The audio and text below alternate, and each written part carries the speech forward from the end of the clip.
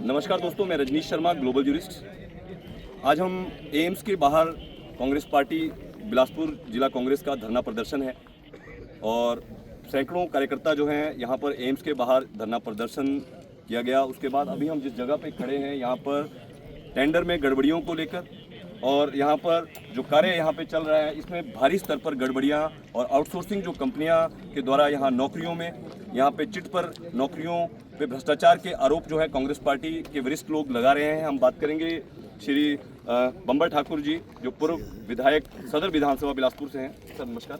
Sir, ये जो मामला जिस प्रकार से आपने बताया कि भारी भ्रष्टाचार जो है एम्स में जारी है, थोड़ा सर इस बारे में बताएं कि ऐसे कौन कौन से मामले हैं जिनको लेकर कांग्रेस पार्टी ने अपना प्रदर्शन जो है उग्र जो है आज यहाँ पर किया है।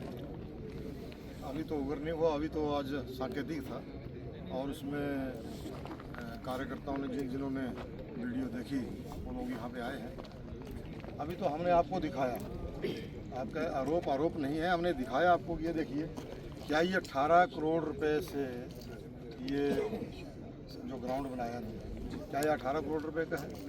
ये मात्र 8-10 दिन 2 टिपर और एक जो मशीनें लगी है, 2 मशीनें जेसीबी, क्या ये 18 करोड़ रुपए का काम जो है 7 दिनों के अंदर हो गया?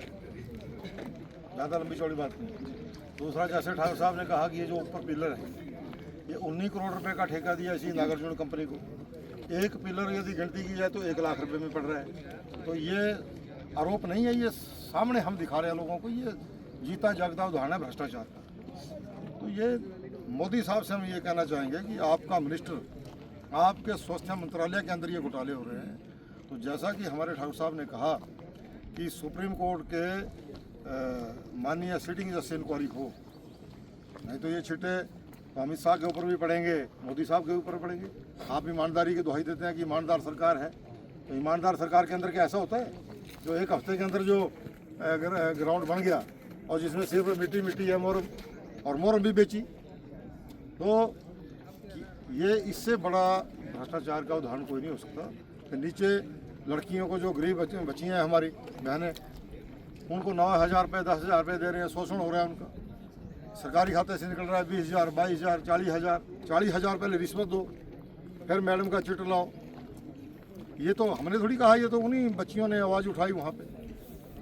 तो इस प्रकार का शोषण यहाँ पे हो रहा है, नौजवानों को शोषण हो रहा है। सिक्योरिटी गार्ड के नाम से सरकार के खाते से पैसा ज़्यादा आ रहा है।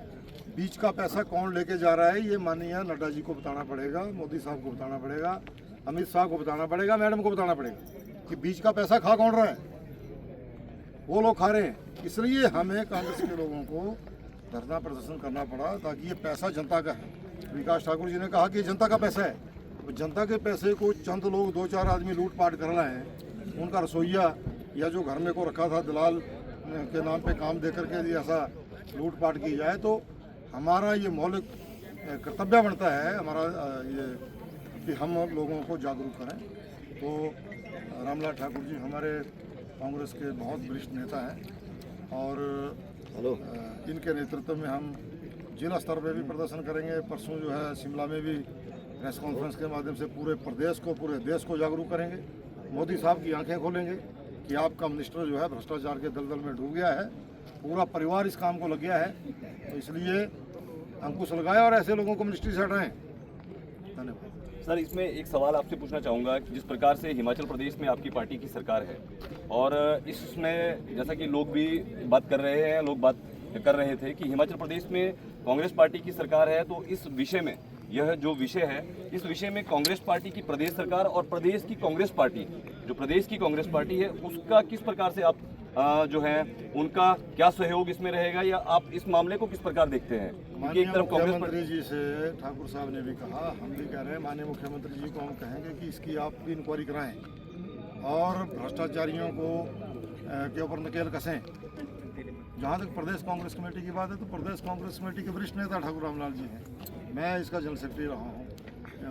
हमारा माननीय प्रतिभा सिंह जी से भी बात करके सारे लोग इस भ्रष्टाचार के खिलाफ आंदोलन में कूदेंगे जी। मतलब हमारा इसमें आने दो, जैसे जैसे हम इस मसले को आगे लेके जाएंगे, पूरा इनके रामलाल जी के नेतृत्व में सरकार भी हमारे साथ है, हिमाचल की संगठन भी हमारे साथ है, सब लोग इसमें पूरे जोर शोर से जो है वो घर घर में इस आवाज़ को पहुंचाएंगे कि इस प्रकार का इसी ग्राउंड के फोटोग्राफ दिखाएंगे लोगों को। तो बताइए।